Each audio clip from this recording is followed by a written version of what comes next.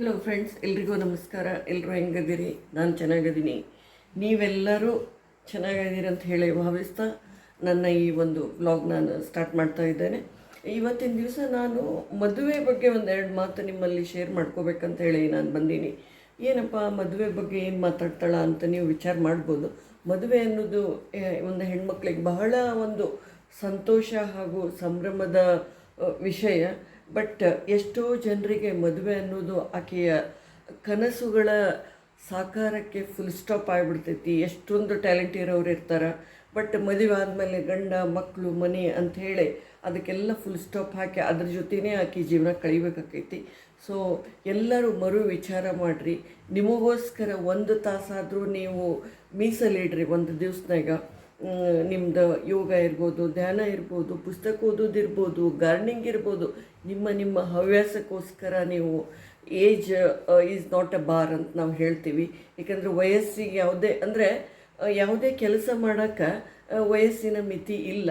ಮಾಡಬೇಕನ್ನುವ ಒಂದು ಆತ್ಮವಿಶ್ವಾಸ ಇರಬೇಕು, ನಿಮ್ಮ ದೃಢ ಮನಸ್ಸು ಇರಬೇಕು. ಸೊ ಏನೋ ಮಾಡಿರಿ ನೀವು. It's not too late to do any passion things in your life. ಅಂದರೆ ನಿಮ್ಮದು ಏನು ಒಂದು ಕನಸು ಇತ್ತು ಅದನ್ನು ನೀವು ಈಗ ಪ್ರಾರಂಭ ಮಾಡ್ಕೊಳಕ್ಕೆ ಇನ್ನೂ ಲೇಟ್ ಆಗಿಲ್ಲ. ಸೊ ಡೆಫಿನೆಟ್ಲಿ ನೀವೆಲ್ಲರೂ ಅದನ್ನು ಮರು ವಿಚಾರ ಮಾಡಿ ಪ್ರಾರಂಭ ಮಾಡಿರಿ. ಎಷ್ಟೋ ಜನ 60 ವರ್ಷ ಆದಮೇಲೆ ಬೇಕಾದಷ್ಟು ಸಾಧನೆ ಮಾಡಿದವ್ರು ಅದಾರ. 40 ವರ್ಷ ಆದಮೇಲೆ ಗಂಡ ಮಕ್ಕಳು ಎಲ್ಲ ಆದಮೇಲೆ ಓದಿದವ್ರು ಅದಾರ, ಡಬಲ್ ಡಿಗ್ರಿ ತೊಗೊಂಡವ್ರು ಅದಾರ. ಸೊ ಅವ್ರನ್ನೆಲ್ಲ ನೋಡಿ ನೀವು ಕಲಿಬೇಕು.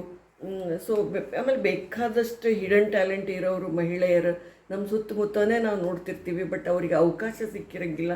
ಈಗ ಮೀಡಿಯಾ ಬಂದು ಬಹಳಷ್ಟು ಅವಕಾಶ ಅದಾವ. ನೋಡಿ ಕಲೀರಿ, ಮಾಡಿ ಕಲೀರಿ, ಸುತ್ತಮುತ್ತ ನೋಡಿ ಕಲೀರಿ.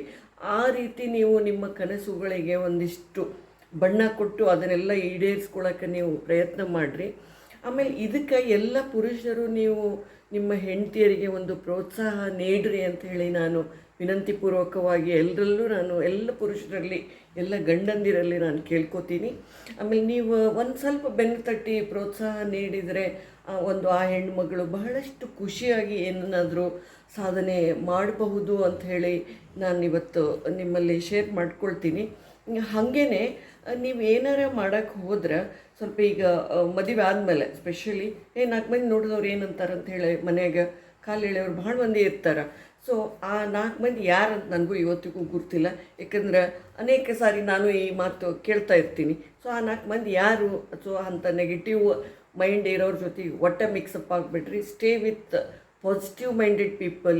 ಯಾರು ಒಳ್ಳೆ ವಿಚಾರ ಮಾಡ್ತಾರೆ ಅಂಥವ್ರ ಜೊತೆಗೆ ಹೆಚ್ಚು ಟೈಮ್ ಸ್ಪೆಂಡ್ ಮಾಡಿರಿ. ಆಮೇಲೆ ನಾವು ತಿಳಿದಿದ್ದು ಬಹಳ ಕಮ್ಮಿ, ತಿಳಿಯದೇ ಇರೋದು ಜಗತ್ತಿನಾಗ ಬಹಳಷ್ಟು ಐತಿ. ಸೊ ಹಂಗೆ ಒಂದು ಪಾಸಿಟಿವ್ ಏನೇನು ವಿಚಾರ ಮಾಡ್ತಿರ್ತಾರೆ ಅಂಥವ್ರ ಜೊತೆಗೆ ನೀವು ಹೆಚ್ಚು ಸಮಯ ಕಳೆದ್ರೆ ಹೆಚ್ಚು ವಿಷಯ ನಿಮಗೆ ತಿಳಿತೈತಿ. ಹಂಗೆ ಮಾಡಿರಿ. ಆಮೇಲೆ ನಿಮ್ಮಲ್ಲಿ ಎಂಬ್ರಾಯ್ಡ್ರಿ ಒಂದು ಕಲೆ ನಿಮ್ಮಲ್ಲಿ ಇರ್ಬೋದು, ಡ್ರಾಯಿಂಗ್ ಇರ್ಬೋದು, ಪೇಂಟಿಂಗ್ ಇರ್ಬೋದು, ಅಥವಾ ಗಾರ್ಡನಿಂಗ್ ಇರ್ಬೋದು. ಅದು ಯಾವುದು ನಿಮ್ಮ ಹವ್ಯಾಸ ಇರ್ತೈತಿ ಅದಕ್ಕೆ ರೀಥಿಂಕ್ ಮಾಡಿ ನಾಳೆನೇ ಸ್ಟಾರ್ಟ್ ಮಾಡಿರಿ. ಎಲ್ಲ ಮಹಿಳೆಯರು ಎದ್ದೇಳಿ ಅಂತ ಹೇಳಿ ನಾನು ಇನ್ನೊಮ್ಮೆ ನಿಮ್ಮಲ್ಲಿ ವಿನಯಪೂರ್ವಕವಾಗಿ ನಾನು ಕೇಳ್ಕೊತೀನಿ. ಆಮೇಲೆ ಇವತ್ತು ನಾನು ಬ್ಲಾಗ್ ಮುಗಿಸೋಕ್ಕಿಂತ ಮುಂಚೆ ಒಂದು ಶಾರ್ಟ್ ಸ್ಟೋರಿ ಹೇಳ್ತೀನಿ. ಏನಪ್ಪ ಅಂದ್ರೆ, ಒಂದು ಕಪ್ಪೆ ಇತ್ತು. ಆ ಕಪ್ಪೆ ಜೊತೆಗೆ ಕಪ್ಪೆ ಫ್ರೆಂಡ್ಸ್, ಕಪ್ಪೆ ಫ್ಯಾಮ್ಲಿ ಎಲ್ಲ ಇದ್ದೇ ಇತ್ತು. ಸೊ ಅದು ಒಂದು ದಿವಸ ಮರದ ಮೇಲೆ ಒಂದು ಒಳ್ಳೆ ಹೂ ನೋಡ್ತದು. ಹೂ ನೋಡಿ ಹೆಂಗಾರ ಮಾಡಿ ನಾವು ಹೋಗಿ ಆ ಹೂ ನೋಡಿ ಅದ್ರದ್ದು ವಾಸನೆ ನೋಡಬೇಕು ಅಂದ್ಕೂಡಲೇ ಇವೆಲ್ಲರೂ ನಕ್ರಂತ. ಕಪ್ಪೆ ಫ್ಯಾಮ್ಲಿಯವರು ನಕ್ಕರು, ಆಜುಬಾಜುದವರು ನಕ್ಕರು. ನಿನ್ನ ಕೆಪಾಸಿಟಿಯ ಅಷ್ಟು ದೊಡ್ಡ ಮರ ಹತ್ತಿ ಅದ್ರ ವಾಸನೆ ನೋಡ್ತೀನಿ ಅಂತ, ಇದನ್ನು ನೋಡ್ಕೋ ಕೆಪಾಸಿಟಿ ಅಂತ ಹೇಳಿ ಅಸಹ್ಯ ಮಾಡಿದ್ವು ಅಂತ. ಆಮೇಲೆ ಇದು ಕಪ್ಪೆ ಅವ್ರು ಏನಂದ್ರೂ ಅದು ದಿನ ಒಂದಿಷ್ಟು ಪ್ರಯತ್ನ ಮಾಡಿ ದಿನ ಒಂದಿಷ್ಟು ಹತ್ತಿ ಅಂತೂ ಮುಟ್ಟಿಬಿಡ್ತು. ಹೋಗಿ ಆ ಹೂವಿನ ಹಂತಕ್ಕೆ ನಿಂತ್ರೆ ಅದ್ರ ಖುಷಿ ಅದಕ್ಕೆ ತಿಳಿತು, ಅದ್ರ ಖುಷಿ ಏನು ಅಂಥೇಳಿ. ಹಂಗೆ ಸಾಧನೆ ಮಾಡಿದವ್ರಿಗೆ ಆ ಖುಷಿ ಅವರಿಗೆ ಗೊತ್ತು. ಸೊ ಹೋಗಿ ಅಲ್ಲಿ ಹತ್ತಿ ಅದರ ವಾಸನೆ ನೋಡಿ ಖುಷಿ ಪಡ್ತಂತ. ಯಾಕೆ ಪಡ್ತಪ್ಪ ಅಂತಂತ ನೀವು ವಿಚಾರ ಮಾಡ್ಬೋದು. ಯಾಕಂದ್ರೆ ಆ ಕಪ್ಪೆ ಕಿವುಡಿತ್ತು. ಇವ್ರು ಏನು ಮಾತಾಡಿದ್ದು ಅದಕ್ಕೆ ಕಿವಿನೇ ಕೇಳಿಸಿರಲಿಲ್ಲ.